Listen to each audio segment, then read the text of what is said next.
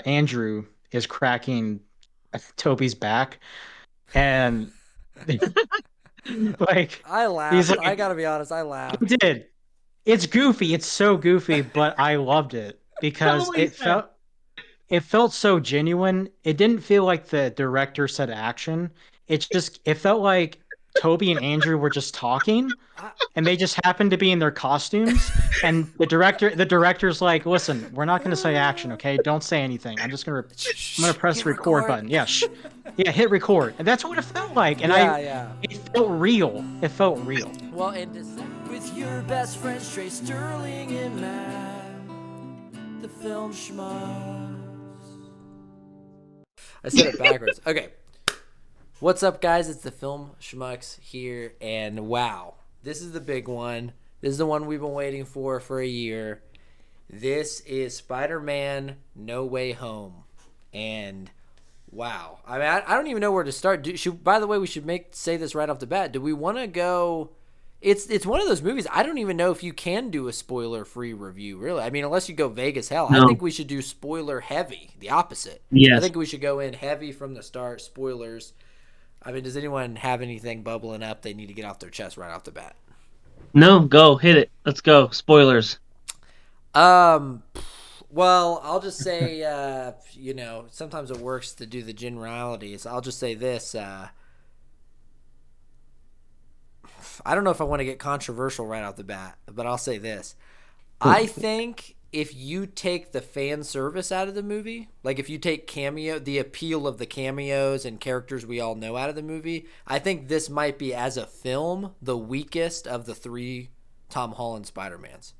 However, because of the fan service and the Octo, all the characters and stuff, it might be the most entertaining in a way.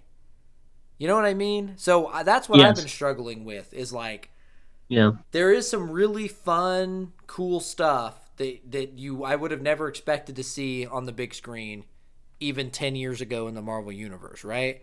But at the same time, I'm like, is this movie as a movie as good as the last two Spider-Man movies? Because I felt like I liked them as movies a lot more.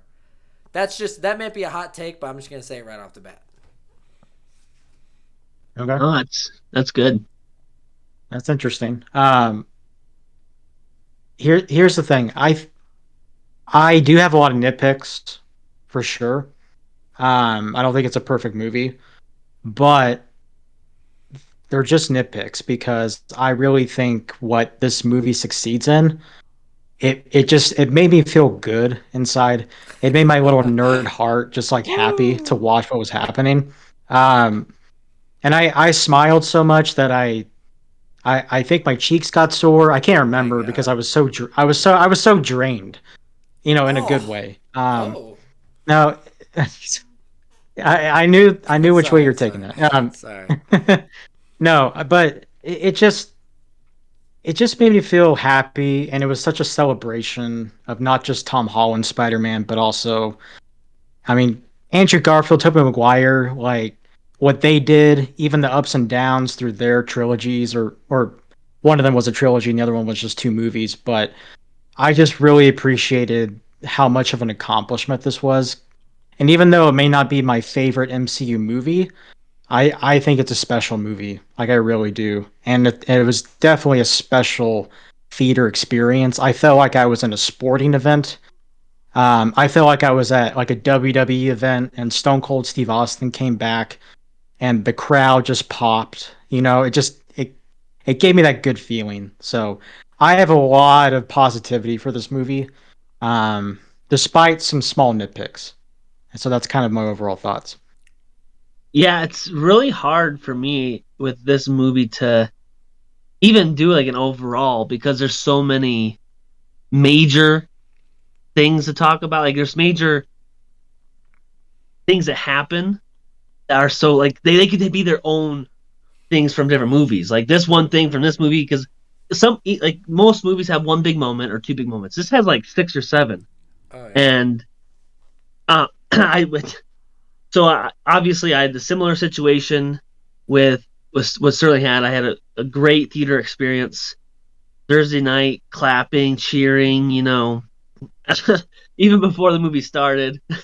And uh but for me I told Sterling this, I had two huge issues with this movie, and I saw it today again. I had to go see it again before we did this. And I'm glad I did, because one of my problems went away. And one of my Interesting. issues was the very end, the spell at the very end. And I listened closely, and I don't have an issue with the ending anymore. I love the ending.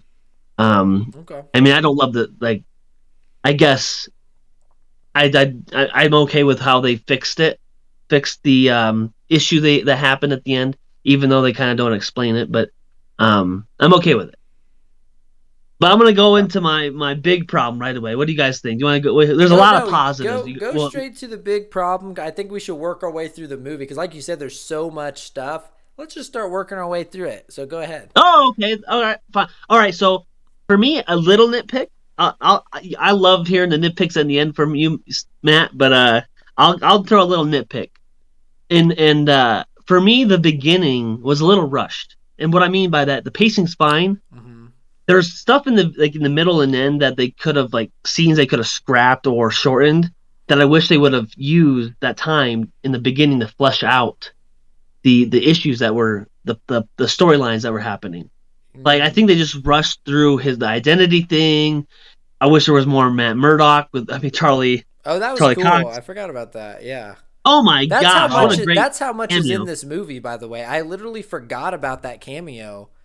I've only seen the movie yeah. once, but that feels like years ago that I saw that It's scene. like, It's like, it's so quick. yeah, And him catching the brick. that was awesome. That was cool. Oh, how'd you do that? I'm a good lawyer.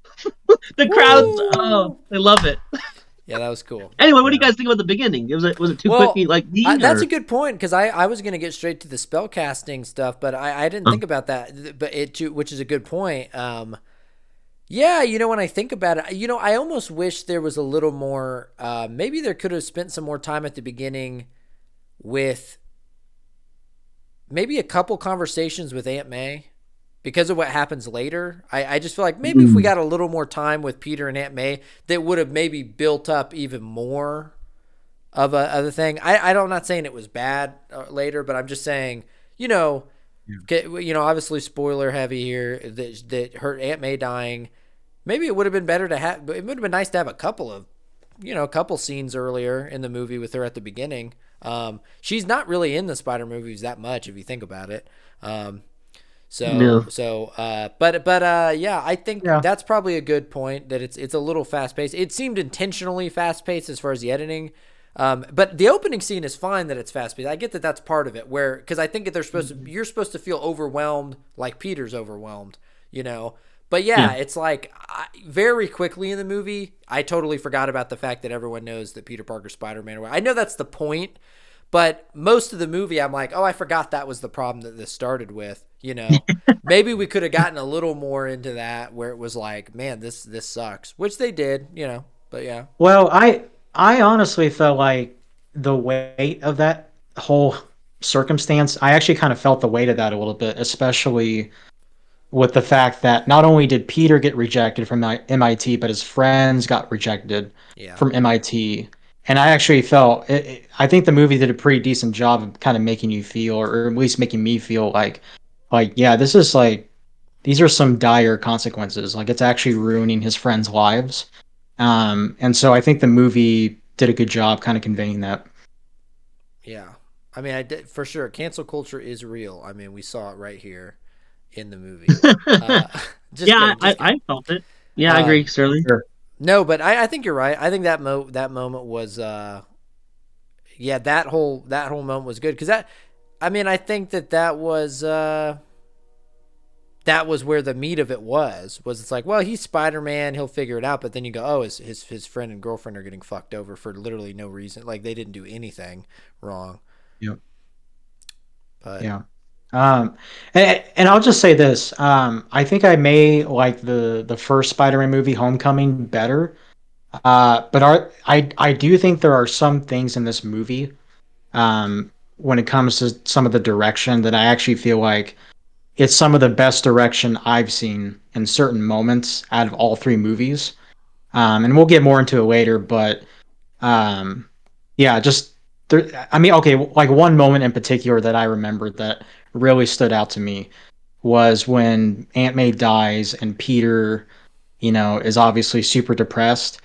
And there's just that gorgeous shot of him standing in the Yeah, he's rain in hot. front He's of hot. the No, he's pretty cute. Anyway,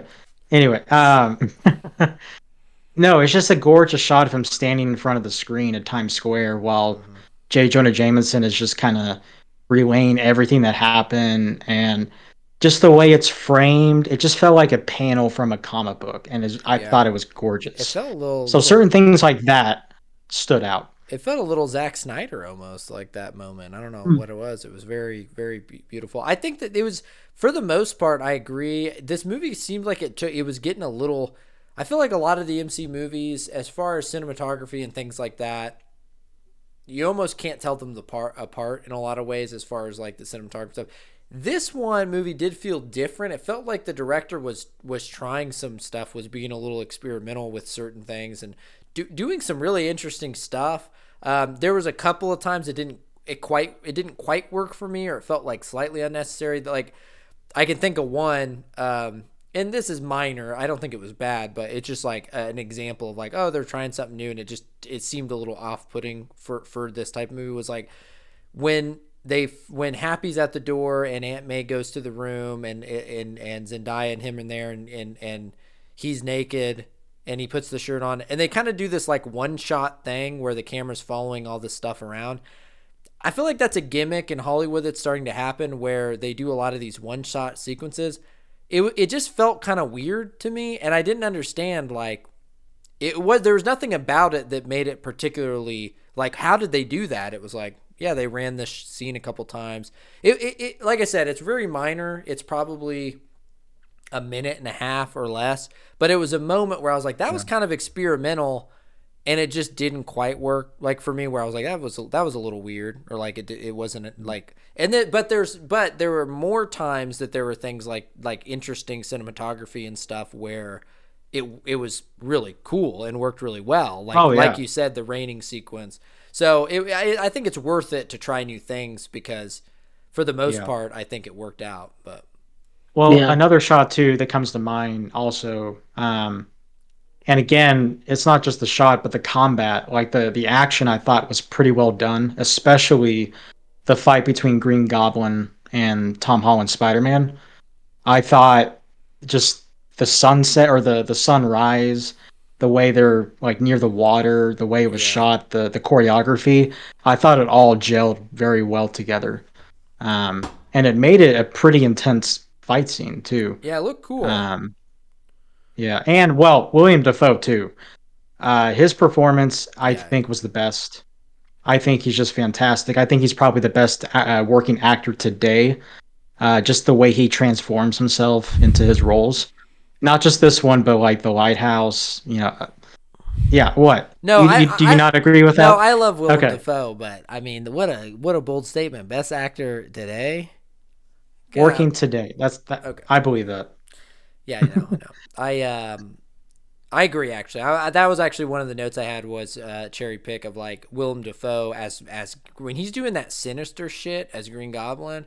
That's why I was kind of like I wasn't like oh no he became when like you're like oh I guess he turned away he's good look at him he's homeless he's cool.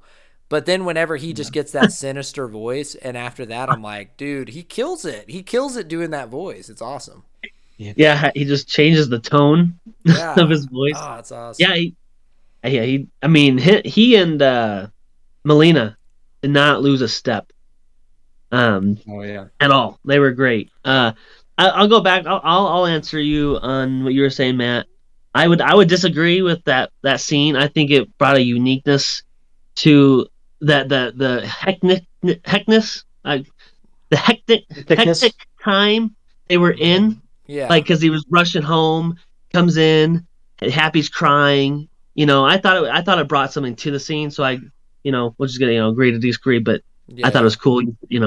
But anyway, I just think that whole scene leading up to when obviously they get arrested and interrogated, and just don't get me started with a best friend just spewing his guts. I think someone should have went in there and axed Ned at the beginning for Yeah. opening his mouth, cut his tongue out. What a weasel. Um. Anyway, I digress. What a weasel! I was so pissed off when it happened. I'm like, yeah, he's a talker, but he knows the situation. Yeah. Anyway, but yeah, then obviously Charlie Cox comes in and steals the show for about 5 minutes. But yeah, I mean, all the actors, save for one. I think I mentioned this to Sterling because Sterling was so amped up. He called me and I'm like, yeah, I think Tobey Maguire was a little rusty the first couple scenes. Like, Um, his, I yeah, I gotta say, this movie solidified for me that. Tell me what you guys think of this. This is my Spider-Man breakdown. Tobey Maguire, best Spider-Man movies, Spider-Man 1 and 2. Tom Holland, best Spider-Man that's a bold statement, but what I mean is I think when you think of teenage Spider-Man, I feel like Tom Holland plays the Spider-Man character the best. Andrew Garfield, best actor. I think Andrew Garfield stole the show in this thing. I think he was the best actor of the three Spider-Mans. Now, you Oh, may disagree with that, my friend, but I will agree with Trey on Tobey Maguire. I thought he was fine. To be honest, I'm going to be honest. There's several scenes in this movie where the acting is really awkward and weird. And I hated it, and it brought me out of the movie. The very first scene where Andrew Garfield, Tobey Maguire, and Peter are talking, the first part I was like, this is awkward and stiff and the dialogue's weird. I just did not get it. It took me a while. Now I think they loosened up when they started doing the jokes and stuff. Now I'm like, okay, you got me back. I like this camaraderie. But that first scene on the building, I mean, Andrew Garfield, I've said it best. His best acting is when he looks like he's about to cry. All right, and there's plenty of that. But yeah, Tobey Maguire was pretty stiff, especially on that first uh, scene there. I you know what I think it was. no. I'll let you Sterling. I'll let you go, and I think it's because they were both trying to play their own Peter Parkers from their Yeah, movies, and Toby is so far removed 20 years, from. baby. I mean, well, I don't know. Since I guess you don't want to. I don't. I guess we don't count Spider-Man 3 because he was an No, emo. yeah, The yeah. he wasn't really Peter Parker in Either that way, movie it's at been a all. while. Yeah, it's been a Yeah. while, 15, 16 years. But anyway, I'll go with my response to your list. Um, Here we go. Here we go. I haven't gone back and watched the older Spider-Mans in a long time, and I haven't even seen the first Amazing Spider-Man. But what I will say is, from my memory, I really like Tobey Maguire overall, and I really like Tom Holland overall. So, take your pick, like you just said. You like this guy in this way and this guy in this way. Yeah, yeah. For me, Andrew Garfield is a good actor. I liked him in Tick Tick Boom. There's just something about his face You or want to the way punch he it. talks, his voice, that just is not appealing to me. And like I said, from an objective or from Yeah. the outside looking in perspective, I can tell he's a really good actor. And but for personally, I just can't really stand him at all, honestly. And Okay. that's why I didn't like when they announced him. I skipped Amazing Spider-Man 1. I watched this Amazing Spider-Man Why'd you 2 because watch of Jamie this? Foxx. You watched the second one? That was the worst one. Yeah, so I mean, I liked Electro. Like, I Yeah. didn't, I thought it was not bad, but it wasn't good at all. So I was happy they axed Andrew Garfield as Spider-Man because he brought it down. Jamie Foxx was great. Yeah, I think that Just as kidding. far as movies, I think the Amazing Spider-Mans are the ones that are probably the worst movies. Like, Yeah, and honestly, his Spider-Man doesn't make any sense because I always make this joke, but like in the first movie, Amazing Spider-Man, he's like Andrew Garfield's like, I'm just this shy nerd at school and no one likes me. I'm like, you're a hot model who can skateboard, who has cool style. All right, shut the fuck up. That doesn't make any sense. That's why I say Tom Holland's hot too, but he's like he plays the nerd way better. He seems yeah. dorky, and Tobey hmm Maguire. I mean, he's a dork. You gotta love him. You know. Uh, Sterling, what yeah. do you think of Matt's list? Well, here's why you're both wrong. Okay. No, I'm kidding. I agree that initially there was definitely some rust with Toby. Um, I don't agree with Andrew Garfield as far as not liking his face. I like his face. Oh, Um, shit. Oh, I guess and he came out earlier. I forgot. yeah, hey, before we recorded, okay, it's not on the record. Uh, I recorded it. anyway, oh shit. No, I'm Anyway, joking. um, so yeah, I do think he is the best actor. Although I do think Tom Holland Oh, is yeah, he. very capable Hmm. of matching his skill level. But Matt, I can kind of see why you may have thought it was kind of awkward initially with some of the dialogue with the three Spider-Men. Maybe it's because I was just enjoying. Yeah. I think I enjoyed it more in some ways because I was so surprised that a big budget studio movie would allow extended dialogue scenes like this. Mm-hmm. It shocked me. Like it would just it would just settle. You know what I mean? Like it wouldn't like jump from point to point in a sporadic way. Okay. It would allow the actors to just sit in the scene and just have conversations. And for better, for worse, I just appreciated that they were allowed to do that. Even if sometimes it may have been really goofy. Like for one example, and I told Trey this last night, but it was definitely weird when Toby is no Andrew is cracking Toby's back and like I he's laughed. I like gotta be honest. I he laughed. did. It's goofy. It's so goofy, but I loved it Tell him because what he said. it felt so genuine. It didn't feel like the director said action. It felt like Toby and Andrew were just talking I, and they just happened to be in their costumes and the director's like, "Listen, we're not going to say action, okay? Don't say anything. I'm going to press hit the record record. button. Yeah, yeah, hit record." And that's what it felt like. And Yeah, yeah. it felt real. It felt real. Well, and to second that, as I said, it was a little stiff at first, that first scene, okay, but Okay. when they're, That's cool. but I agree, and the thing is, when they were having, me, I'm ready to shit on jokes in movies and be like, that's not funny, that's a stupid Marvel joke or whatever, I'm a cunt, okay, I'll say it, cut that out. But here's my point. Damn. All right. That part when they're talking, they're just having the dialogue about how Toby can shoot the spider Oh, thing. It felt like an improv conversation, and it was really funny. And I was like, if it's not an improv conversation, then you have to hand it to all three of them for playing that so naturally. It just felt like a conversation that a few Spider Bros would have. You know what I'm saying? oh yeah. And even That's what made Christy that. said I didn't expect to laugh so much in this movie, but like the jokes landed really. There's a couple. I think Jamie Foxx, because he had so many jokes, there was a couple that were a little but that was just because Jamie Foxx had joke. Every line he had was a joke, basically. Sorry, go ahead. No, you just reminded me. Real quick, and I'll respond or whatever. The worst joke of the movie, and I think worst joke I've ever heard in my entire Oh, life I in a can't movie wait! theater I can't wait to hear it. was Aunt May with Doc Ock. You Wait, don't? what? Oh, I Oh, need to find out what you think it is. When she's gonna I give him remember. water. Do you remember this, Oh, Matt? I do know, but what's the joke? You want salt Sorry. water or regular water? Oh, because you're Because an you're an octopus. octopus. Yeah, okay. People laugh in the theater in both showings. I don't And know you're why. sitting there looking. You're sitting there Are looking you like, all what the fuck? retarded? like, oh, like, I'm sorry. No, That is by far yeah. the dumbest joke I've ever heard in That a was movie. really bad. That was pretty bad.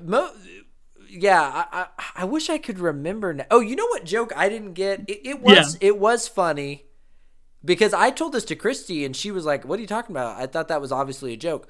I don't know why, but when he was on the computer and Jamie Foxx was sitting next to him on the desk and he goes, "Is that are these your Legos?" I don't know Yeah. why. I thought this was good. I don't know why. I feel stupid now, but I thought Jamie Foxx was going to be like, "Are those your Legos?" And he's like, I thought he was going to be like, Tom was going to be like, yeah, kind of dorky. And I thought that he was going to have a moment with Elektra where he was going to be like, yeah, I was kind of a nerdy kid myself. Loved Legos. And so to me, when he just goes, "Are those your Legos?" And then Tom just gets up and leaves, I was like, wait, what just happened? Like, and then Christy was like, no, I think that was just a joke, or whatever. And I realized, I'm like, I guess it was a joke, but it just didn't Yeah. continue. It just felt way I don't too know. short. I, it would. She thought it was a joke. Like I thought he would. In the first showing, I forgot about that there were Legos. I thought he was talking about like all the like the technology they were using. Like he was like you're using them as Legos, like No, piecing them because together. there was No, I actually know. okay, No, I okay, know. So, but then I watched it again today, and I'm like, oh, he's being serious. He's like, yeah. really, like, are these your Legos? So I didn't find it funny, But but well, either I'm glad way, someone did. that's what I'm saying. But I was like, I guess it was supposed to be a joke because it didn't go anywhere either way. I think like, but I don't know. I feel like Jamie Foxx was having fun. He was just Oh yeah, he Yeah. was yeah, goofing, and yeah. it's you gotta love Jamie Foxx. I mean, what can you say about the guy? Sterling, Yeah. tell me what you think about this. Going back to what Matt was talking about, how clunky the three Spider-Man scenes were. Maybe it was you. I feel like because I'm like in about two or three of the scenes they had, like the back cracking scene and them doing science experiments, and I was Which I like, love. I was dumbfounded that this was actually happening. Like, Oh yeah. I think because of this, because of the moment, having all three generational or whatever Yeah, Spider-Man actors in there, it was probably really difficult to write dialogue, whatever. So it was really in that way clunky, but it's so cool. Like, and when there's a YouTube channel I watch, and one of the guys was like, he had a theory or a thought that what was going to be the movie was the meme, the pointing meme. I Oh yeah. was jumping in my chair laughing when they did it because I could not believe it worked to me and that it was in the movie. And the whole Oh crowd yeah. loved it. Like what the Yeah. first night, the crowd loved it. Today, really, no one laughed except for me, because it was day one is usually all the real nerds and don't Sorry, want which spoilers. joke? The Willem Dafoe meme, the scientist one. No, the two Spider-Man that point at each other, Oh yeah. and they all three did it. I I'm was like, shocked at that, and I was shocked at the Willem Dafoe one where he goes, I'm kind of a scientist myself. He even said it exactly like he does in the first movie. yeah, And Yes. I was like, Yep. I don't Yeah. know like, that's one of the, I think that might be the first time in a large pop culture movie that I've seen someone like reference memes like that. It was kind of bizarre, but it Yeah. was funny. And It worked. It I mean, it worked. was so funny that they got Willem Dafoe to do it and say it the same Well, way. And then the pointing thing, yeah, that's it. It's good well, shit. here that kind of goes back to what I was saying is like I just couldn't believe how long they were going hmm with these scenes, not Yeah. just with the three Spider-Men, but how much material they gave some of the villains like Doc Ock, Green Oh yeah. Goblin, Jamie Foxx. Like they really fleshed out a Yeah. lot of these characters, and Hmm. that really surprised me because again, there's so many characters in so little time that I thought it would feel way too crammed. That was my one of my concerns. But I was so surprised that for a lot of these characters, it felt like they were given enough time and enough like good material. And I couldn't believe that a lot of these sequences, like the meme references, the fact that Toby and Andrew basically have a little duel against each other, a little fight, a little web slinging action. Uh-huh. Um, like the dynamic and everything, it felt like me, and Trey came up with these scenes in our discussions. That's what it felt like, Yeah. and I really appreciate that. Yeah. Well, it's like Trey said. It's like you're kind of watching some of these scenes with all the Spider-Mans together, and he's dumbfounded. It's like that's what I mean watching this movie where it's like it's actually surreal. Like, and there's so many parts. When you brought up the back thing, it's like if honestly this movie feels like if you woke up from a dream and you were like, it's really weird. I had a dream that all the three Spider like, and that's why it is sort of a novelty, the movie. It's not Sure. necessarily going for an Oscar. It's just the movie is like unabashedly like, we know what we're doing here, and let's have fun, and let's do it. And so then it's like hard not to enjoy it. You can't even like be like, oh, it's all just fan. Like even Christy said, because she gets annoyed when there's too much fan service and stuff. She was like, they just did it well in this one, where it was like, it was like, we know what you want to see. we're gonna give it to you, and we're gonna do it in a way that's like not super hokey. Like it just came Yeah. off fun. Like I will say Well, this, and tell me if you think this is a okay. good. Sorry, just one last thing. I want to see if you guys think this is a Okay. good thing. And I mean, you can take this as you will. I don't take it necessarily as a bad thing. There were times when all the villains are in the apartment or when the Spider-Mans are in the lab where it felt like a Super Bowl commercial. Uh-huh. You know when they'll have like a Seinfeld reunion, but it's only for a Super Bowl commercial or something? Like there was something about it where I'm sitting there like, this is like, I feel like I'm in the multiverse. I feel like I'm in a different dimension because it's like I've rarely watched a movie where I'm like, it's like I would have never guessed like, I just would have never guessed I wouldn't have guessed this would happen Yeah. 15 years ago. I wouldn't have guessed it would happen when I was watching Amazing Spider-Man. I wouldn't even guessed it would happen after watching the last movie. You know what I mean? So I'm just like, wow, like it's pretty cool. Yeah, fan service is something that I don't think is inherently bad. I just think it's a tool that can be used, appropriately or inappropriately. So, um, and I think this is definitely an example again that it doesn't feel hokey. But here's the thing: I actually think even outside of the fan service stuff, there's actually a lot of good elements to this movie in terms of drama Mm-hmm. and actually some decent closure for both Toby Yeah. Spider-Man and Oh Andrew yeah. Spider-Man. Andrew Spider-Man, I mean, I thought emotionally the scene where he saves MJ, um, in the same fashion that he couldn't save Gwen. Yeah. And again, Andrew Garfield, that son of a bitch, he can cry his ass off. Um, it was just so heartwarming, and I kind of got choked up a little bit Yeah. at that scene. That's a good Uh, point. That for some reason that scene started getting me. Although, and this is the only mention, I was nervous watching this movie because I didn't want a Ghostbusters experience. I didn't want someone cracking jokes the whole time.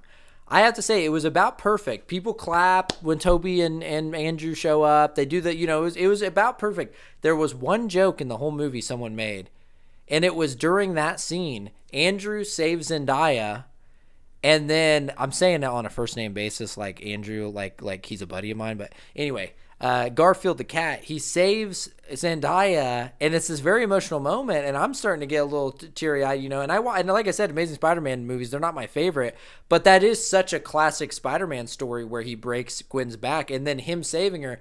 Some bozo behind me, the only time anyone said anything, he goes, "Damn, this movie's sad." oh, it's fucking Wichita, man. Come I know. on. I need to move. I'm moving to Colorado. I'm getting out of this town. I'm gonna start renting theater. I'm gonna rent the theater. It's $150. I'm gonna just rent my own theater the next time a big movie comes out. We But get okay. that We was have to the do that only sometime, time. though. It's not that bad. It's Yeah. $150. That's not bad. Yeah. Sterling and I were like talking. We're like, I can't wait to hear his story. I was surprised. I was surprised that I do have to say this. I peed once during the movie, and you can ask Christy. I No. think put me up against anyone.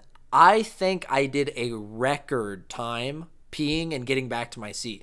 I did the math, and Christy even said she didn't even think I peed. It had to have been about a minute and a half or less. It was like a minute. I got out of. Here's what me and Christy started doing. This is mostly Christy's idea. We will specifically reserve seats that are on the aisle because she knows I'm going to have to pee. So she starts picking the seats by the aisle. And then I know where the secret bathroom is near the back. So I went out the door, went in. I'm like, my hands are clean enough. I didn't wash my hands. I went straight back into the theater. I'm just kidding. But I went straight back to the theater. And the part that I left was right when Doctor Strange was about to say, okay, we got to activate the box. And then when I came back, Spider-Man and then they just started fighting as when I got back. Doctor Strange and Spider-Man. Oh, okay. So and I Well, asked Christy, I'm like, what did I miss? And she's like, you didn't really miss anything. Like literally, lucky. yeah, it was Yeah. lucky. And I almost peed again at the end of the movie because listen, okay, I get excited into these movies. I can feel my heartbeat thumping. I think that's what it does. It agitates my bladder or something. And I don't want to have to. So I was like, should I get up and pee? Dude. Christy's like, no.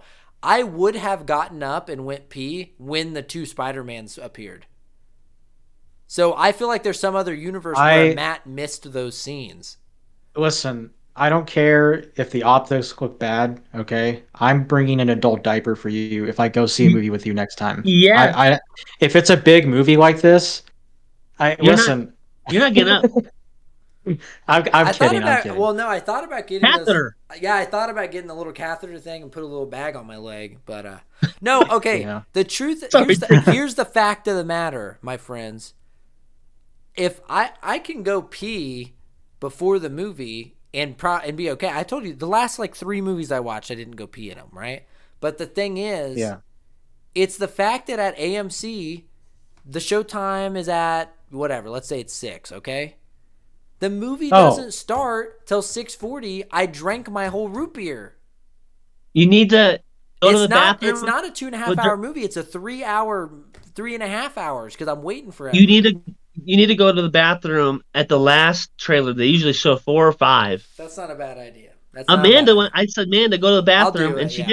Because she didn't yeah. get We up don't need once. to. what I'm saying, I'm just saying, like, this is the most I've been to the theater in the last few years, right? And I'm having to Yeah. readjust to AMC trailers and stuff. Like, they play 8 trailers. So 30 I'm, minutes. I'm trying to 30 readjust for minutes. you guys, okay? Because I don't want to get up and go pee and go Yeah. to movies. Guys, do you think I'm proud of that? Hey, All listen. right. We forgive you. We forgive you. Okay, Let's go so back to the movie. now we kind of I know we were gonna go step by step, and then we kind of got ahead of ourselves talking about Tobey Maguire and It's Andrew the biggest. Garfunkel. This is Garfunkel. It even got Sterling. It even made Sterling laugh. So Oh, here we go. Let's go back to when all hell breaks loose, right? Yeah. My biggest issues. Now it's my big issue, I and feel I have like little I little feel it. multiverses of nitpicks I feel it. Here we go. from it. Because I have one big real issue, 2 big issues with the movie. He goes and he gets on all fours and please, Doctor Strange, please call me Strange or whatever that stupid joke that they kept on saying throughout the whole movie. So Sir. yeah. So I love how one person I watch are like they didn't sit down and go through it and talk about the spell before they just go jump in it. That is exactly what Christy said, by the way. She said that exactly, but All right, my big issue, and this confirms this later in the movie when Tobey Maguire is sitting there like, I'm still thinking about you fighting an alien in space. Tell me if I'm wrong. This Tom Holland guy has been the Peter Parker. He's been Peter Parker, Spider-Man for years. Let's say a minimum of 2 years. He's been in Civil War. He's fought all superheroes. He's fought against Thanos. You know, all hell's broken loose throughout his whole life. You're telling me his little Aunt May says, you gotta help people. And he goes up against Doctor Strange a mano, and thinks, we gotta save these people. Doctor Strange doesn't know what he's talking about. And he takes the box. Are you kidding me right now? He has the experience. Don't tell me he's a teenage dumbass. He's been a teenage dumbass. He's been a teenage dumbass for years, but he's been through it. And you're telling me this is the time he's gonna fuck up? I thought the writing was lazy because the movie does it well, right? I can't fault because the movie's really good. I like the movie a lot. But you're telling me that's what's happening is because Spider-Man, he was the Grinch before, but now his heart grew 3 more sizes, and he's gonna try to save these people. Tell me where I'm wrong, guys. That was ridiculously stupid. You're talking about the box, the fact that Spider-Man took the box to try to save the people. Don't get me started with the spell because I went on a rant with Sterling already about. Well, I know the I word. want to hear about the spell too, but we'll get to the spell because I like the box thing. Well, because when he asks for him to do the spell and he's changing it and he contains it, then the monsters get out and he kicks them out. Right. So then he fights Doc Ock, which is awesome. I skipped a part. I apologize. So when they finally contain everybody, then it's in Pandora's box. Yeah. So I did skip stuff. I apologize. You're just saying Doctor Strange, because Doctor Strange's like, oh, okay, we need to send them all back. We got them all here. You're talking about the scene that I just got back in time from the bathroom where he knocks them out. I put 2 scenes together. I apologize. No, when that's he's okay. asking for the spell. Yeah. I agree. I think Peter is being like you said, how long can we do the you're a dumb teenager? How long are we going to play this game? Well, Tom Holland's Yes, yeah. Tom exactly. Holland's like 38, all right? Exactly. The dude's getting too old for this shit, all right? And Yes. here's the thing though. My bigger gripe, because it takes place in the beginning too with the box, is I'm confused. Maybe I need to go back and watch Doctor Strange. Maybe I need to go back and watch a couple things. Is Doctor Strange on is Doctor Strange on sleeping pills in this movie? Why is Doctor Strange acting so weird in this movie? I don't understand his logic. I don't understand anything he does. It doesn't make any sense to me. Like, Wait, what part? mostly the spell originally, it just like I said, maybe I'm missing something and Doctor Strange would do something. I know Doctor Strange is obviously enticed by doing spells and shit, but I just didn't get why. It just seemed like he was being dumb. And remember we talked about this before the movie in the trailer, and my theory was like, oh, the trailer's misrepresenting something. I'm like, there's no way they're going to do this spell. It's too stupid. Why would they randomly do this spell? There's no way they're going to base the whole movie off of just doing this dumb thing. And that Doctor Strange, this wise magic master, would just go, yeah, let's fuck some shit up, right? Like, so that's where I was like, then when it happened in the movie, I was like, I didn't buy it. I didn't buy the Thank you. spell for Yeah. a second. I just didn't Yep. buy that Doctor Strange would do that. And I feel like it Well, was lazy. yeah, No, yes. I understand that Doctor Strange might do the spell, like to Okay. some degree. Okay. Right? I get that he Yep. could do that. Although we got to talk about it near the end. Now you said you saw it twice and you liked that something clarified. I think as far as story, I like the end. It's all fine. We got to Yep. talk about what the implications are that Doctor Strange can do this spell, because Oh, okay. my initial thought right off the bat, I know I'm jumping all around here, but I'm excited to get to this because maybe you guys know something I don't know. Maybe you have a theory I don't know. How many times in the past of these other movies could Doctor Strange have gone, oh, let's make Thanos forget that the gauntlet exists? What? Let's make Doctor Strange forget that he's trying to find the Infinity Stones. Well, like, it was, to me, this Thank you. the snap, people are like, oh, that's going to be hard to rectify, like Spider-Man and stuff. They did a pretty good job of explaining that. They even explained the time travel pretty well, right? In the Yep. multiverse. Yes. To me, this is the first time, unless I'm missing something, because in the past, I thought with time travel they fucked something up too. Maybe there's something we don't know, but I was just like, if you can make everyone in the world forget, how the fuck didn't Doctor Strange, like, couldn't he make Thanos forget where he was on the battlefield or what he was doing or who Tony Stark was? And then they could have, like, easily got the Infinity Stones earlier. I mean, this is Marvel, this is MCU breaking if you think about it. I didn't think of that, and that's brilliant. Because my gripe at the end, I'll let you go, Sterling, real quick, is the spell at the end. So when Toby goes into his universe, MJ won't know who he is. Because it's all God. universes. Yo, They no, didn't I thought explain about that that for a part. second too. Yeah, like, is it they both don't know? Like, Because they did it so that the people wouldn't know Yeah. who Peter was because they were coming in because they knew Peter. Now everybody in all universes doesn't know who Peter is, and now no more MJ for Toby. Anyway, go Sterling. I'm sorry. Really? Okay, I didn't know that was the way it was explained. Yeah, Honestly, rewatch. because Yeah, I thought today. I Yeah. thought it was just Tom Holland's Peter that was forgotten by everybody. But Well, maybe so, but in defense They of don't say that. in defense of what Trey's saying is that earlier in the movie when he did the initial spell, the whole reason these other people started coming into the universe was because they knew who Peter Parker was. So if it affected them, I don't know. Anyway, That's it. That's exactly it, Matt. Yep.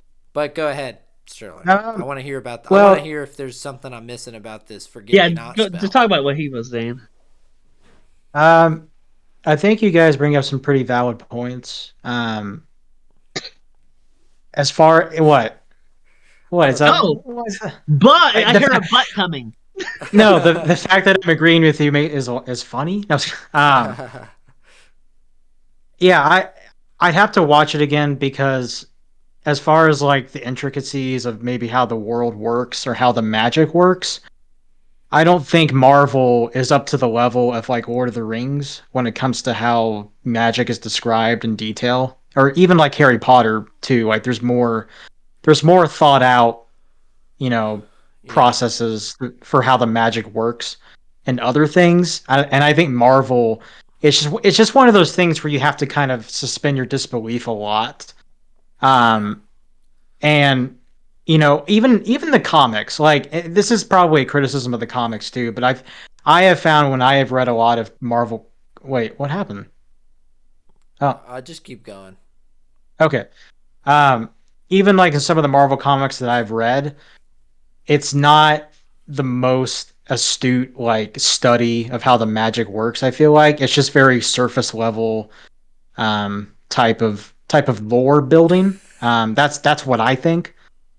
So yeah, I think it's probably valid to criticize those story beats because they probably weren't as well thought out as maybe what you guys are thinking. Um, I kind of went with it a little bit, although that does go into some of my nitpicks.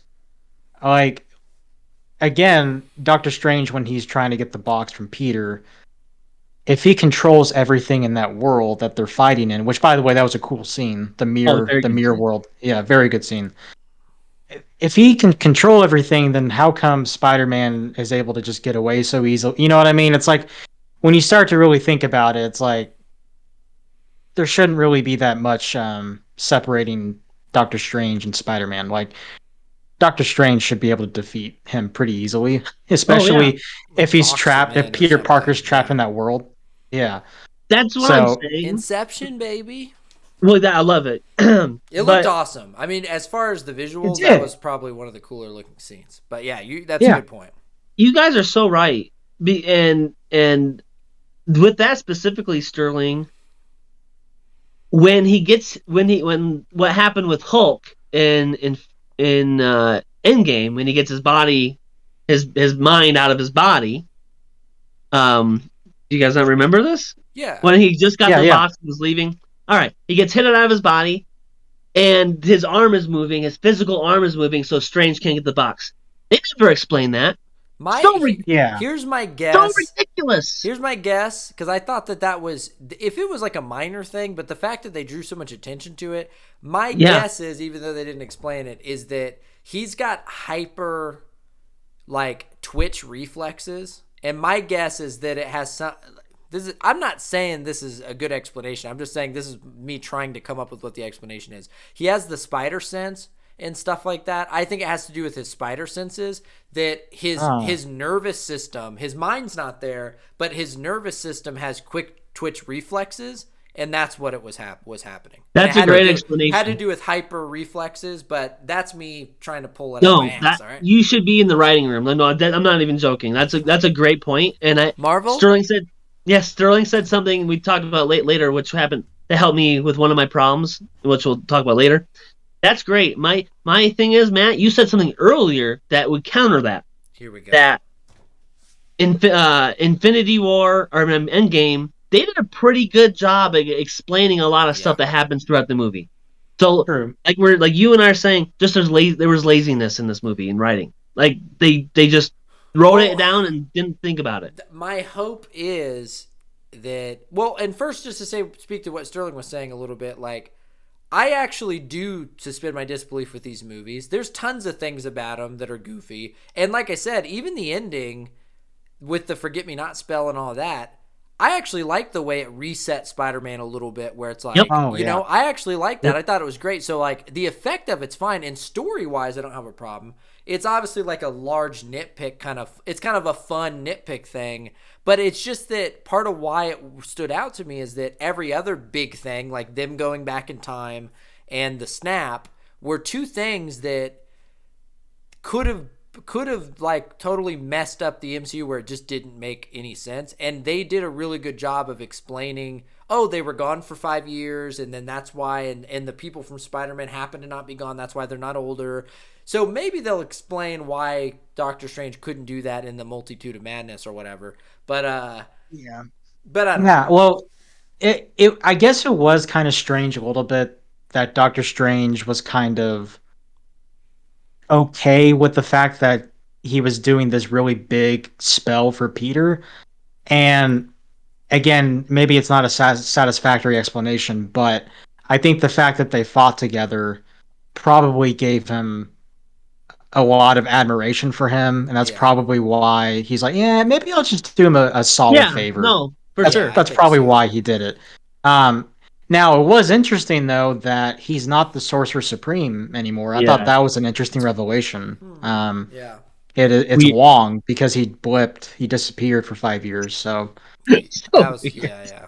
A It was weird explanation, weird an explanation, unnecessary one, funny joke an though. unnecessary. I think they did Yeah, it yeah, almost just for the joke, but yeah. yeah. Going back to that ultra-dimensional mirror world thing. Meta World, I Um, haven't. yeah. A 17-year-old punk is gonna outsmart Doctor Strange and figure Oh, out geometry is gonna fix it. worse. I'm glad. I have to agree with you. That's I don't Fucking have a lot of stupid. I don't have a lot of nitpicks for this movie. That to me was one of the nitpicks I had to write down because I was talking to it. I mean, this is essentially what happens, right? He's like, it's all geometry, right? And then he just, Yeah, and then, I mean, he literally just starts going, wait a minute, it's geometry. 4 times 4 divided by the negative square yeah. root of 2. What the fuck does Lazy. math equations have to do that? Here's what I understand. I understand if you're like, it's geometry, and he starts realizing he needs to work with the symmetry of the world. So he's Yeah. he's going, Yeah, if I do things over here, it's going to happen over there. You're yeah. not going to be solving for X though. 49 times 2 minus 2 gives me a hand job, and he's like swinging stuff towards Doctor Strange. And then I he would goes, that's the power of math. I'm like, all right, it's a nitpick. I thought the That's fight huge. yeah. was awesome, but Lazy. it was a little weird. It was like, what? Well, Yeah. it was jargon that I didn't understand. And it'd be kind of interesting if like Neil deGrasse Tyson did a video like picking apart the math and seeing if like It'd be if funny. It it worked. Yeah. actually It- if it's yeah. bullshit.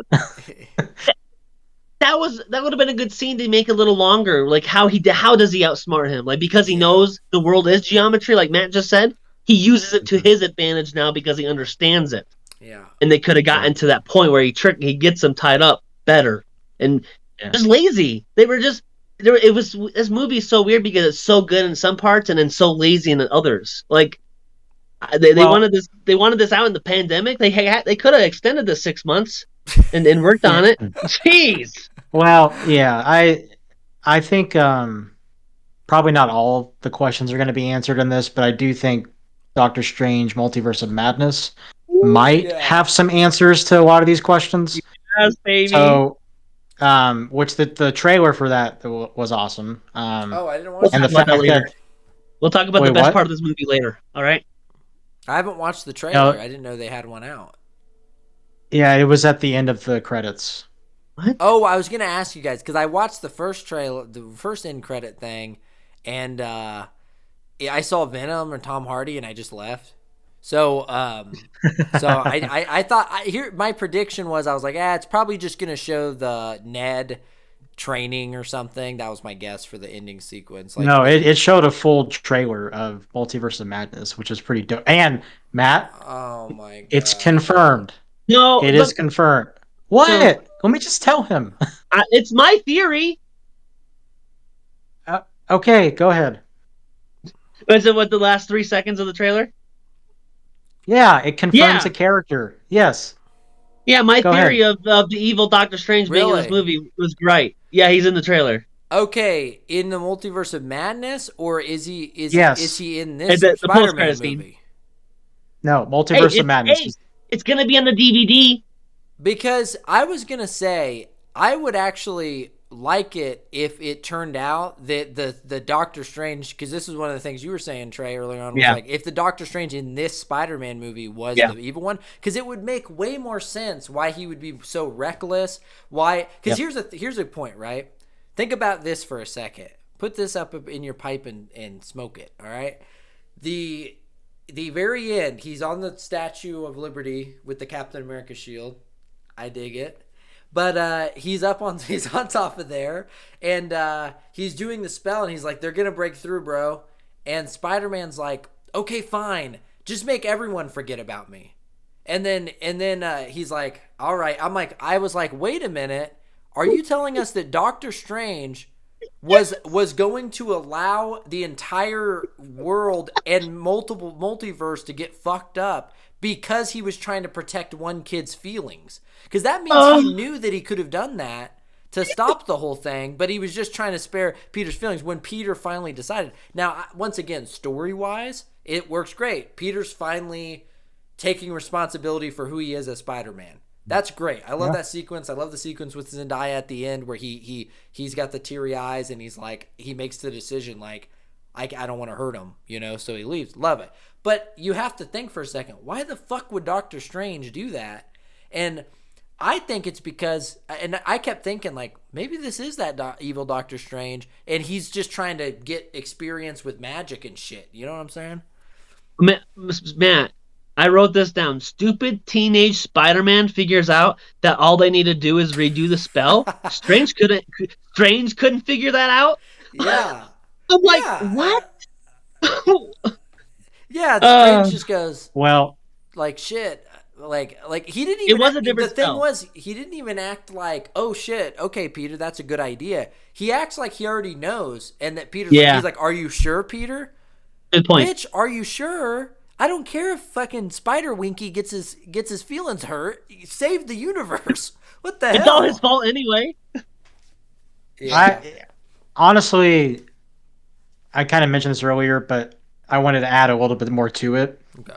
I think not only does he kind of respect Peter because they were with each other during the Infinity War, um, but if you remember, him and Tony did not like each other. Um, and there was kind of a rift between them until the very end, and there was a respect for each Yeah. other.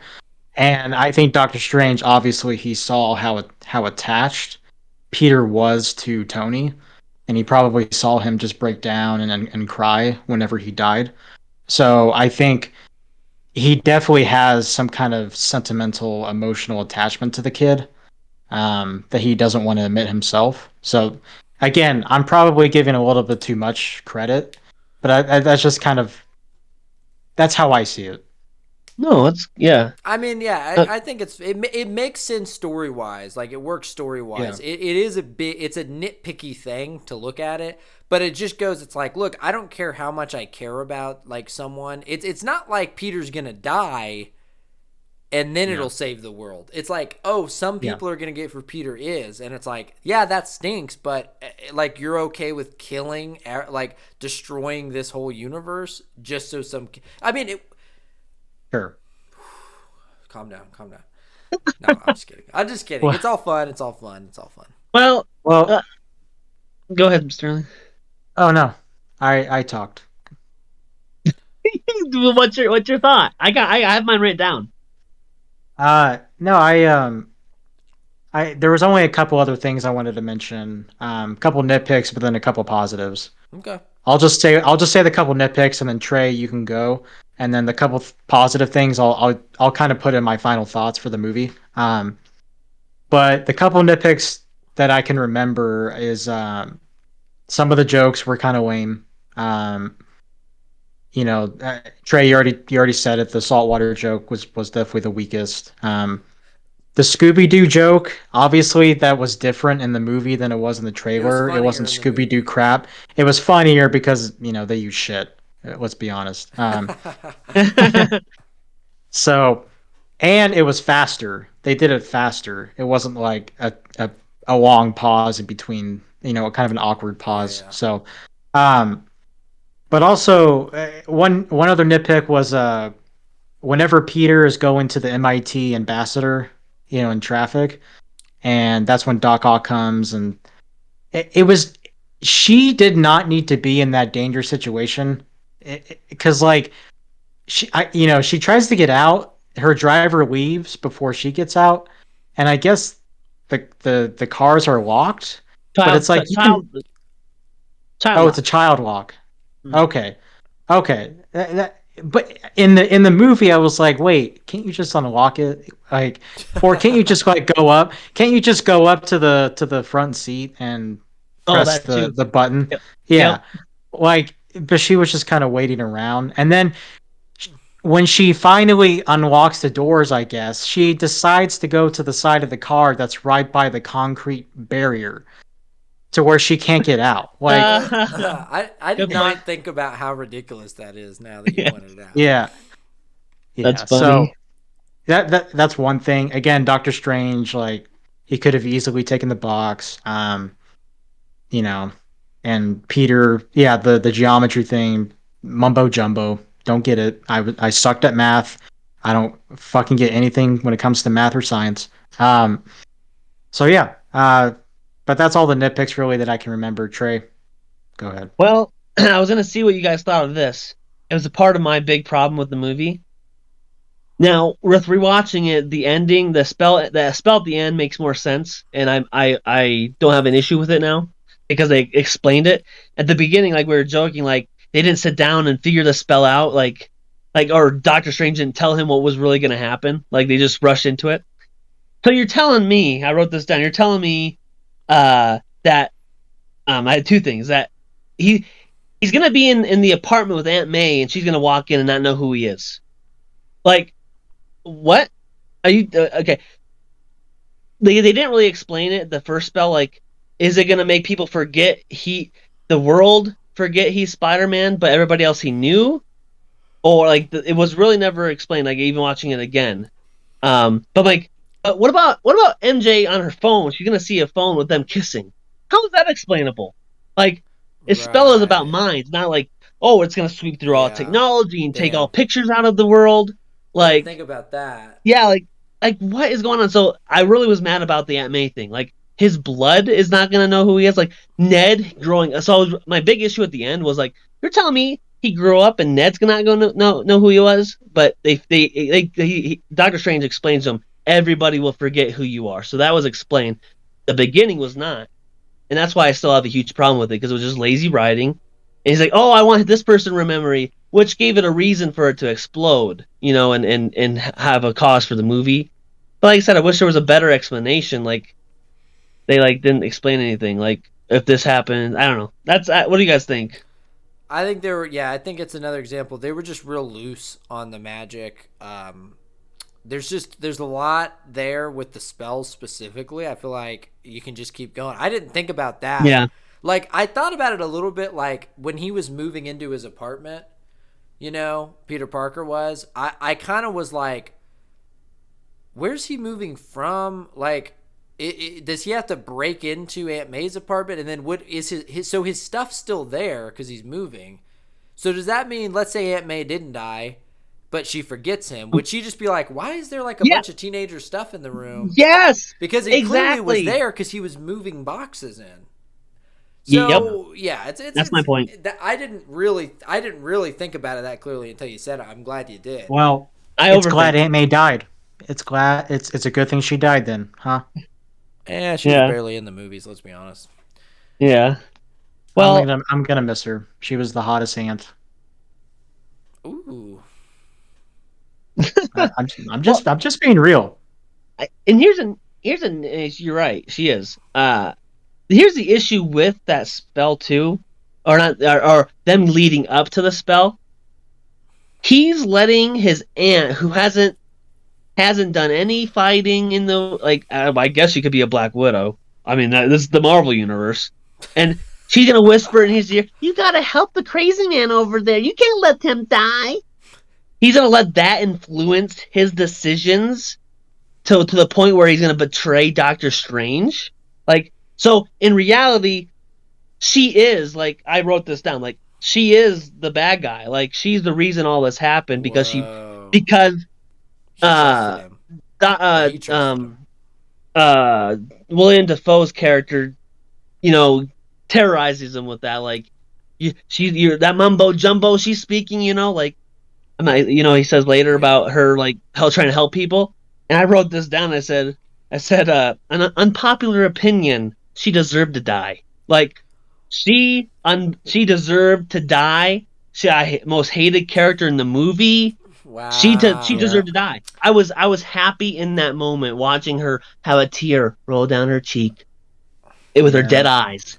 ridiculously stupid writing. It's not the character. It's not the Eh, actor. Like I horrible I writing. disagree. You can I disagree all actually you disagree want. when it She is comes. the bad guy. She's the reason No, Peter I'm the went bad to guy. Strange and said, "No, we got to help these people because my Aunt it's May, she's at a homeless shelter just, feeding soup to homeless people." well, okay, just because it ended up being not the best decision for what, Trey? I'm talking now. We Okay. can Um, we're talking in facts. The movie's over. We've seen it. no, We've it's seen the not end facts. It's result. your opinion. It's your No, it's opinion. It's not. a We literal. have seen Yeah. what happened. If she doesn't do like if the writing doesn't go, they don't write that in Yeah. the movie. It doesn't happen. But because they Yeah. write No. her influencing Peter Parker, he does what he does because he's looking at his girlfriend. He's looking at Ned. So they're all gonna die. We can't let I people don't. die.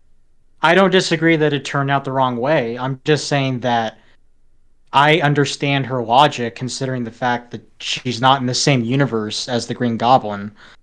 And, I think part of it too is, I played the Spider-Man PS4 game, and part of that Oh boy. story is the fact that Peter, you go to the same kind of homeless shelter Yeah. called Feast, and you help Aunt May there sometimes in the game.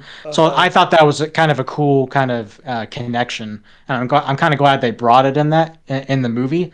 Um, Again, there's a difference between something turning out wrong and doing the wrong thing. I don't think she did the wrong thing. Like, I think helping people is the right thing. And the movie, in my opinion, made it pretty clear that Norman Osborn is sick in the head. He's not inherently Clearly, evil. Like, there is something wrong with him psychologically, to where he is two different people. And you see that whenever he stabs Toby, and then he kind of gets out of that whole phase, and then he actually, like, he looks distraught. He looks like he feels bad what he did. Yeah. So again, just because, yeah, he did kill May, horrible, horrible. She's not the villain. Like, she did the right thing. just So because there's just because you agree with her morals doesn't make her right. Oh Just because she shit. likes helping homeless people, these are super villains in the universe from other universes. She does not know what she's talking about. Neither did Peter Parker. He had no idea. Even Doctor yeah. Strange himself had no idea what they were dealing with because there was they're frightening very little about the multiverse. So Well, they were sure. dead wrong. Dead I dead mean, wrong. The movie spells it out clearly that they were dead wrong.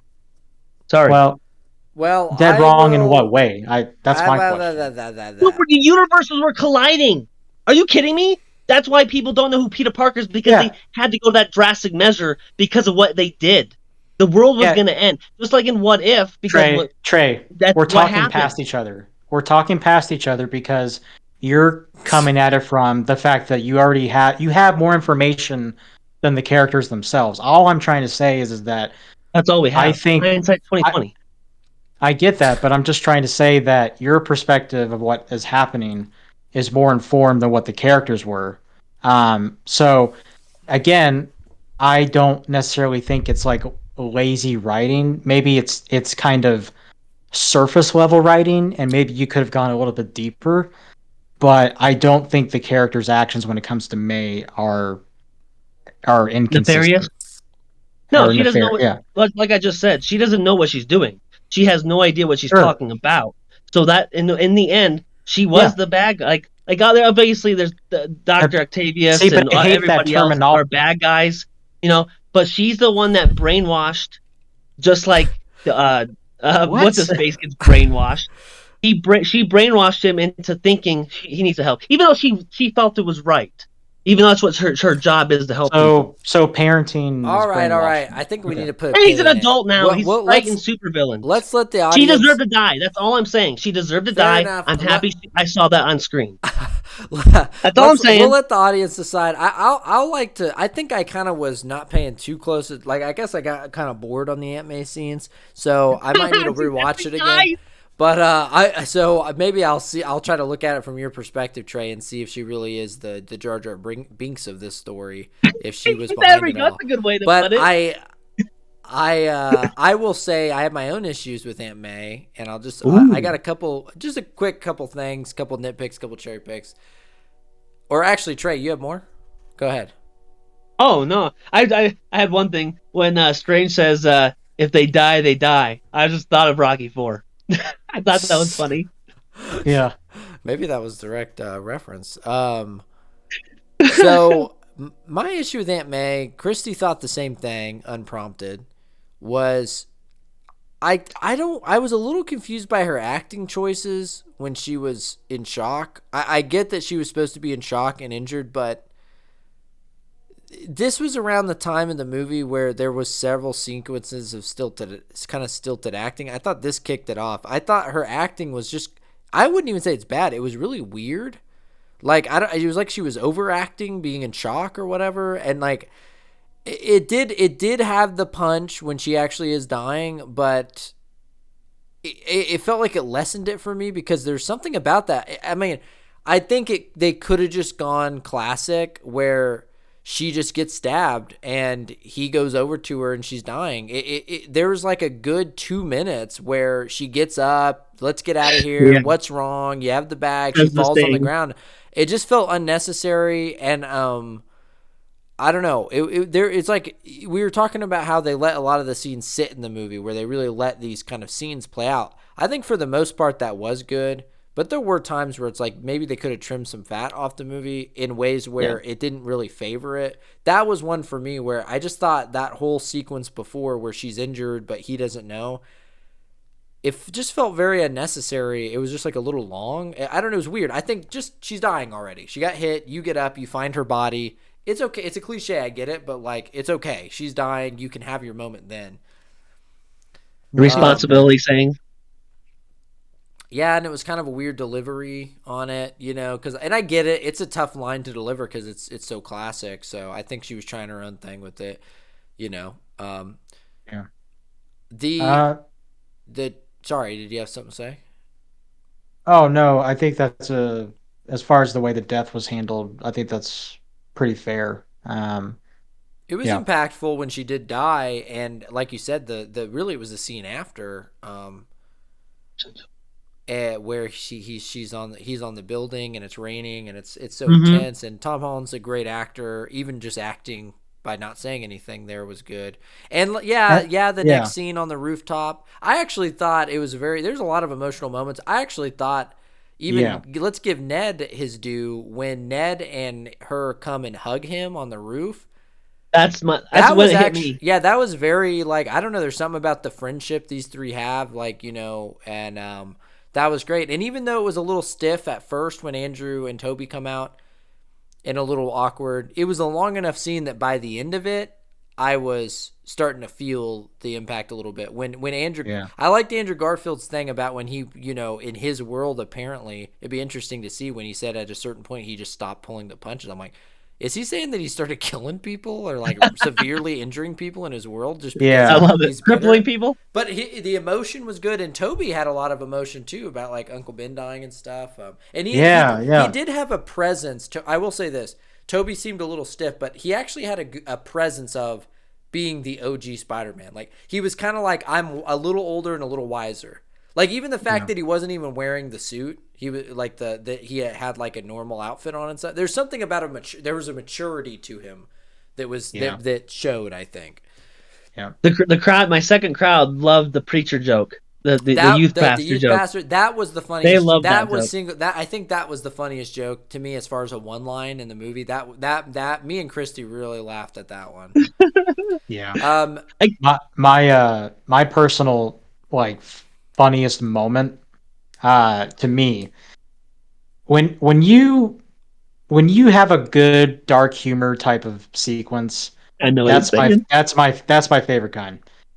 I absolutely love the scene when they're in the laboratory and they're all working together, and oh, Ned just comes up to Toby and he's like, "Did you have a best friend?"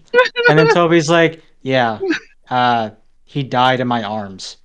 I killed him. He died in my arms." Trying to kill me. And he tried to kill me. Yeah, and I love Ned's look of just absolute depression Yeah, and yeah, I forgot just about that. almost kind of he just like he's so down, and then he just walks slowly back to the desk, He's acting and He awkward. makes a Yeah. you promise don't. to Tom. Yeah. I'm not gonna try to kill you. That was so great.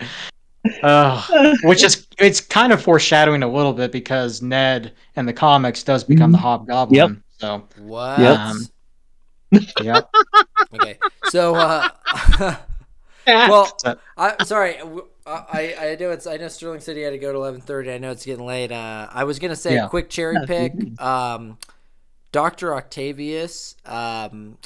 Otto, great character. I think real standout as a villain because of the fact that he comes in as the villain right off the bat, but the fact that he gets fixed off the bat and then he's like ends up being like I don't know. And I actually thought his moment with Toby was there are so many moments at the end where you it was like wish fulfillment. Like this movie was like you're Yeah. getting all these like nice roundups and closure to all these different characters, which was Yeah. cool. But I love the What? Toby and because of the fact that in the in Spider-Man 2, Otto and before he gets fucked up with the thing on his back, him and Peter have this great relationship where he's almost like becoming this father-like figure to Peter, and Oh, you can tell yeah. he looks at Peter like a son. I always loved that relationship in that movie. So that little moment they share together was great. But I thought I like that actor a lot. I thought he did great as far as the villains. Like, I mean, obviously Willem Dafoe, they all did great, but I just thought he was like, Well, because they wrote the story that way, where not every villain was completely evil, and not like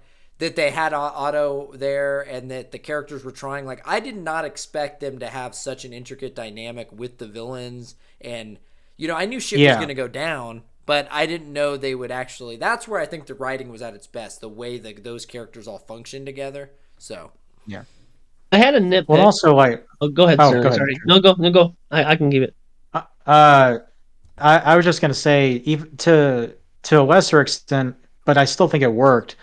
The scene between Toby and Sandman, I thought was really nice too. Especially, oh yeah. I remember, I like it was just kind of even though Spider-Man 3 wasn't as good of a movie, it was kind of an interesting kind of closure to their dynamic from the third movie.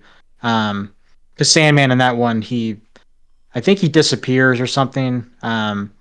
At the end of the third movie, but at this one, Toby actually helps him and cures him, and so that was really nice. And I love the soundtrack. In that particular scene, they put in the music cue from Spider-Man, the Danny Elfman score, and I thought that was fantastic. I loved it. D. So, I guess I had a lot of nitpicks, but when he traps Doctor Strange and he's like, "Okay, let's help these people," there's really no explainable circumstance that all six supervillains are gonna walk and take a ride to an apartment building and go upstairs into an apartment to get helped. I thought about it. Oh, there's two that for sure wouldn't. Electro, he's gonna fuck shit up, and Lizard. There's no way that they're gonna just walk with him and get help. There's no way. Obviously, Octavius was trapped by the technology. We thought that Goblin was not Goblin at that moment. Sandman wanted to get back to his daughter, so there's explainable for a couple of them. But Electro and Lizard, they had no reason to not rip his throat out. And they didn't explain, more importantly, how he's not a spellcaster. How did he let the things down to let them out? No explanation whatsoever. That stuff makes me like the little things really add up for me. And that one they didn't explain at all. How did he get them out? At this point, I don't. I feel like you're destroying this movie, the very fabric of this movie, and I don't. I honestly think I definitely I think I'm gonna cut out all of the nitpicks we have as far as like the way the story goes, and like maybe make a little compilation, like make a short little feature video, because it's like I would be interested just to hear what other people have to say about some of this, because well, look, there's a certain degree of movie magic you can accept.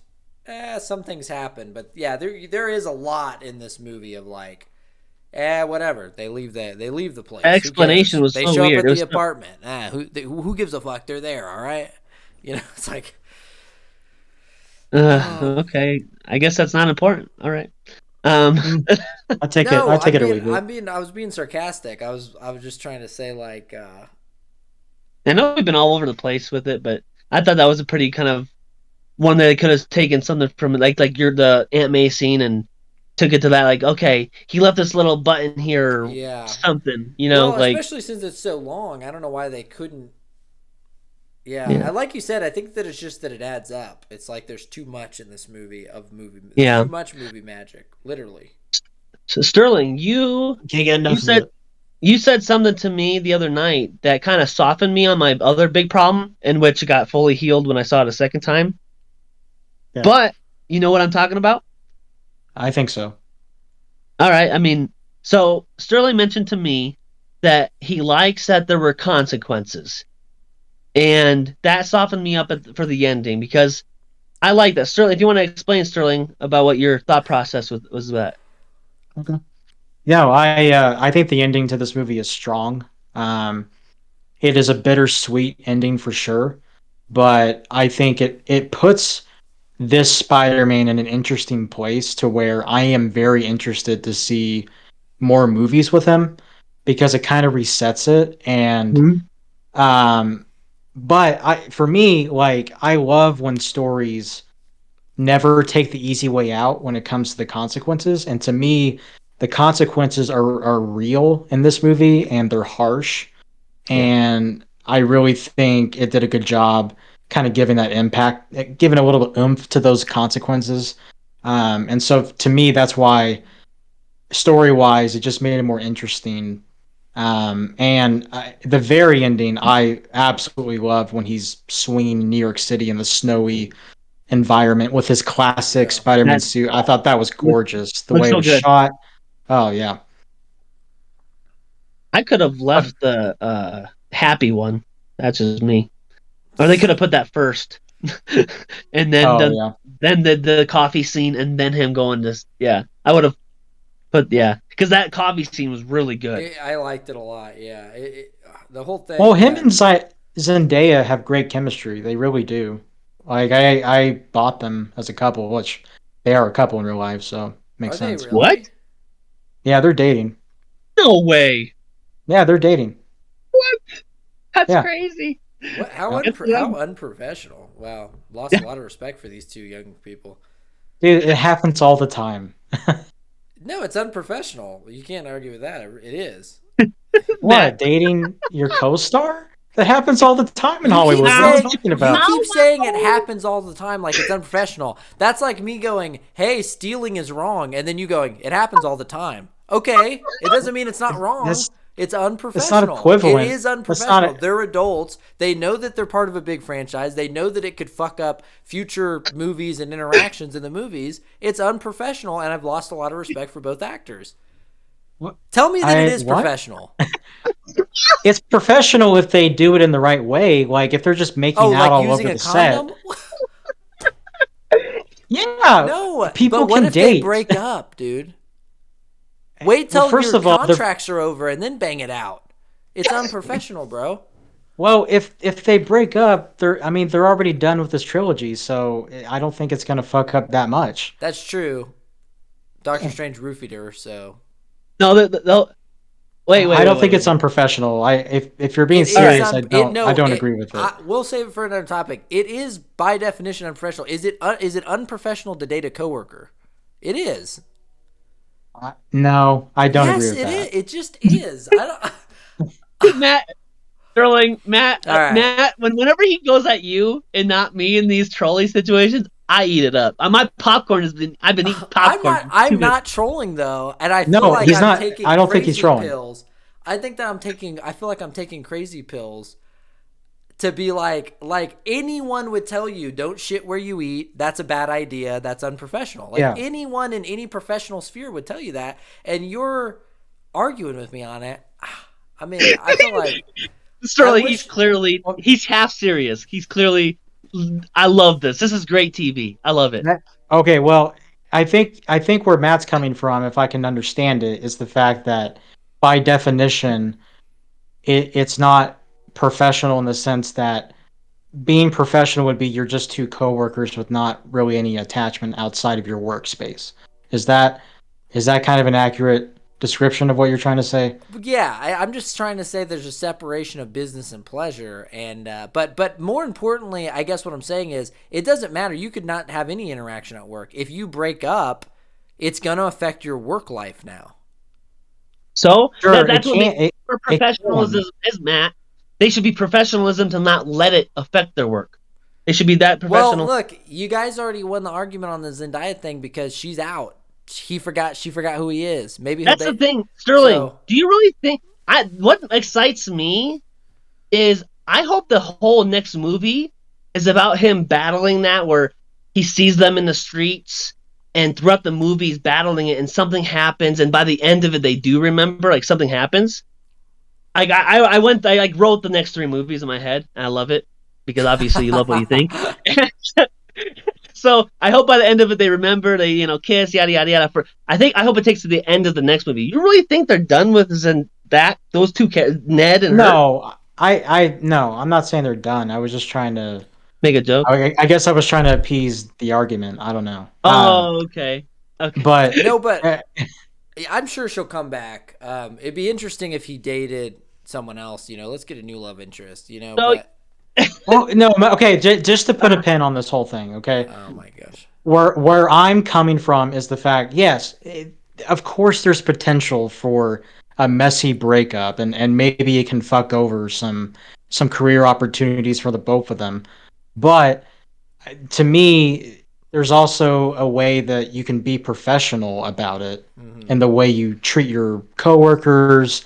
You cannot let it affect you that much. I And yeah. it seems like it's not really, they're not very PDA. You know what I mean? There's not Ooh, really a lot of photos of them making out or I kissing, wish email but him to me. they've talked about Daily the Double, please. relationship Yeah. before. Yeah. Well, no, I see what you're saying. I Oh think my there's a god. middle ground between what we're saying. It's one of those things where I think generally it's not a good idea, right?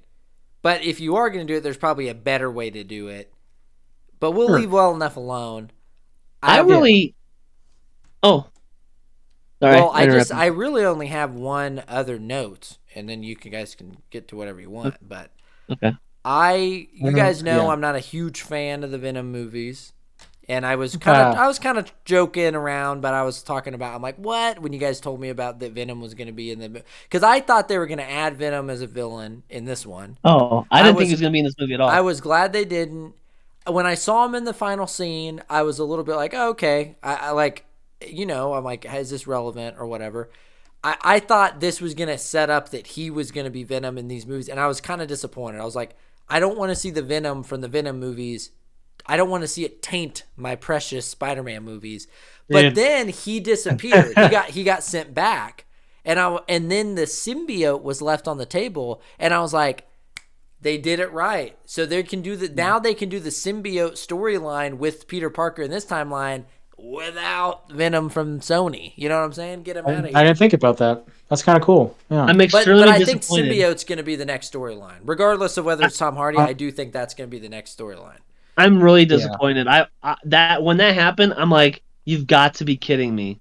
Or unlike you, Matt, I'm like, I wanted that Yeah. Venom and Tom Hardy relationship against Tom Holland, and I think that it will happen to the some three degree. dynamics.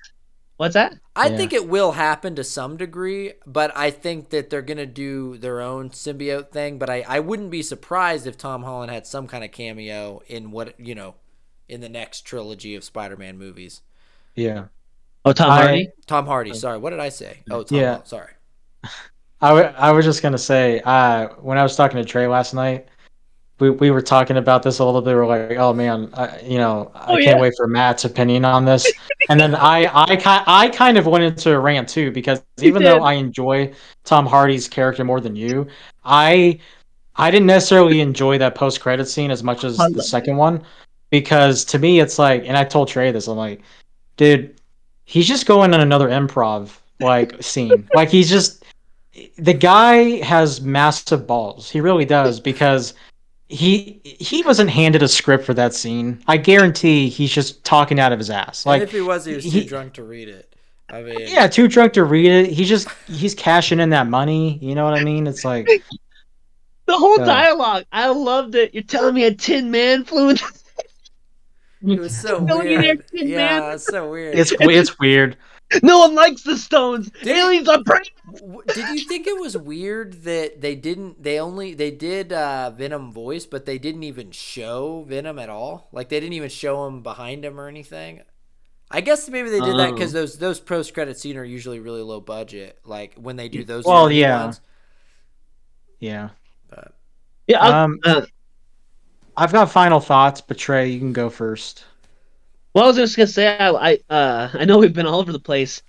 I mean, Mike, the first crowd I was in, they went nuts when all three Spider-Man started to swing together. that was one of the best sequences. Yeah. That moment was Oh, yeah. so good. And looking back, when Toby got stabbed, I was like, oh my gosh, another death. But looking back, they could have killed him. Like I think that would have been a impactful death, Yeah. because he would have saved Tom Holland Yeah. Spider-Man from becoming rageful and doing something he Hmm. regrets. I Um, think I think that was Toby's best scene in a way because even though he didn't say anything, he did a lot of acting with just his face and like the look he was giving Tom Holland. yeah, yeah, it's a good scene, and You're yeah, right I though. They love. probably could. I thought they were, and I was like, oh, Mhm. okay, this makes sense in It a was a way. misdirect. But I think Yeah, it's because they were like, there's too much shit. There's too many emotional moments. Maybe we'll save they each wanted to one. get the closure for the other characters and the villains, and Yeah. yeah, it was a good closure. Love the coffee scene, like Hmm. Sterling said earlier. Consequences. You clearly see the consequences. I mean, there's so much more to talk about this movie, but Sterling, you want to do your closing thoughts if you want. I mean, maybe I'll think of something else. Okay. Yeah. I mean, what else can I say? I probably am a little bit biased because it was such. I'm kind of on a high. You know what I mean? Just from. I mean, I went by myself, but the environment was so great that I was chatting up with strangers right by me as if they were my friends, Really? and we were. Oh yeah, no, it was fantastic. Like, That's and it just awesome. felt like it's such a great communal experience. But I do think there's some really strong elements to this movie that make it even outside of the fan service. It is a very well done movie, and it was great seeing Andrew and Toby back. Um, I Endgame was definitely probably the best theater experience I've ever had, but this came close because Endgame had a lot of build up, but this had build up, nostalgia, and the nostalgia was like a 20-year build up of nostalgia. Yeah. um, which is another layer. And I will forever be grateful that I got to watch this opening night. Um, it has a very strong ending. Um, ending how you end your movie is important. Oh, That it makes it to where sometimes it can make it or break it. And to me, it made it for this movie. And yeah, you have to go. It's a prime theater experience for sure. Even if it's not as good as going to an opening night showing, I really think you should just go to the biggest screen, go to IMAX. Just yeah, have a great time. I had a great time. That's all I got. yeah. Oh, Did you want to sorry. go, Matt? Yeah. I'll go. I'll go real quick. Yeah, I think I probably it sounds like maybe I didn't have as good of a theater experience as you guys. Like I actually did have a great theater experience. Like I said, it was you guys know what theater I'm dealing with here. The fact that I only had one guy say something and that the crowd was like That's pretty everyone was good. laughing at the same time, including me. I was in tune with the crowd. It was fun. And you heard us you heard us blow this movie. You heard us critique this movie. Like it's a great the fact that we've been talking about this movie for an hour and 40 minutes. Like it's it's a it's a great movie watch. We talk about like there's some blockbuster movies you just got to go see. I think this is one where it's like there's so much there. There's so much to talk about. It's so fun. Personally, I felt there was some great swelling moments in the movie. There was parts where I could literally be like, "Oh my!" I can feel my heart like thumping. When the Peters both show up and stuff. But there was the moment when the three Spider-Mans are swinging together. That was a pretty cool swelling moment. But I think I kind of was hoping for a little bit more of like a Captain America holds Thor's hammer kind of thing, where like the three Spider-Mans really are kicking ass together. And they did, but I don't know. Like, I think I maybe I thought emotionally I would be a little bit more like have a really triumphant feeling at some point that never quite came. So, but that's maybe more personal. I think overall it's a really fun movie. It's great to watch. I think on as far as just a theater experience, this is probably more fun than the last movie, Spider-Man movie, just as far as like a first time watch. My prediction, and I hope I'm wrong, is that once the novelty wears off, in 5 years when everyone's seen this movie 15 times and we all know that all the characters are in it, I wonder if it's going to hold up as well. I wonder if we're going to go, oh, this is actually the worst one of the three Spider-Man movies as a movie. Because there's so much of this was novelty and fan service. But I think they did it well. Some things are meant to be that way. I might not ever watch this movie again, you know? I'll probably watch it one more time because I gotta really see if Aunt May is a bitch or whatever. But anyway, so anyway, check it out. Yeah, she just her morals are too strong for the MCU. That she had to go. You got to kick the bucket. Yeah. You guys all said it very good. I'll say this. I think you might have something there, Matt, that is in 10, 15, 20 years, we might look at this as the weaker link in this trilogy, solely just based on the fan service. You just take it, like you said earlier, you take it out. The movie in general has a lot of plot holes, a lot of issues, but you can't take it out. To me, I mean, maybe from the outside looking in, but I think in a way this really isn't a Spider-Man movie, just like Captain America 3 really isn't a Captain America movie. I mean, at its heart, really kind of was, but it had Iron Man, another stable character. It had everybody in it. So this one didn't have everybody, but it had Doctor Strange. It had a story. It had it had the nostalgia of all the previous Spider-Mans. It wasn't just his movie. It was everybody, all Spider-Man fans movie, all other Spider-Man actors movies, all the villains. It was more than just a Spider-Man film. So I think it'll be separated in that way, because I think you're right. The Spider-Man Homecoming, the first Spider-Man with Tom Holland, I think overall is a better film. But this had all the nostalgia. It had so many good moments that kind of outweighed or outperformed the negatives. It kind of masked them in a way to make it an enjoyable film overall. And just like Sterling said, for me, and I've said it before on this podcast, I'm a way the movie ends kind of guy. And Sterling said something to me, made me think better of it. I saw it again. I thought maybe if my negatives get worse, I'm not going to be a happy camper. My first negative got worse, but the ending was way better, and it stuck the landing. There was consequences. He's going to have to deal with it. It's going to be just him against the world, and I love that. And I know, Matt, you didn't see the last post-credit scene, it was a trailer. I said it in my out of theater. I just cannot wait. I joked about it my first seeing the movie. Like I was going to talk about this and this and this, but man, the best part of this movie was that last 2 minutes of the last post-credit scene. That was the best part of this movie. I can't wait for that. Like that tease, so good. But overall, the nostalgia was great in this movie. I mean, nostalgia's real. Where are you? I mean, come on. He would have loved this. Yeah, he'd love that. I can't. Come out of the woodwork. I think we could say definitively in this movie, the nostalgia is real. Oh God, it was real nice, real nice. It's so good. And some of those, like we've been talking about, Melina, William Dafoe did not lose a step. It was so. Some of the performances were so good to see in this movie. So I almost think Willem Dafoe, like, he was almost better. Dare I say that this performance might be his best Green Goblin performance? I think so. And his costume looked better. The costume I don't like the mask. The costume was really cool. I can't believe they did the cartoon costume with the hood. They made it work. It looked badass. I thought it was a little cheesy. A little bit. Like him getting... No. I liked the outfit, but him getting on and saying what he said and when he darted off. But anyway, Yeah. but the outfit was great. Like I couldn't believe they pulled it off. But the the three Spider-Men doing science experiments. I mean, Fun. what's obviously other than the plot holes and nitpicks we got, what else? What's there not to love in this movie?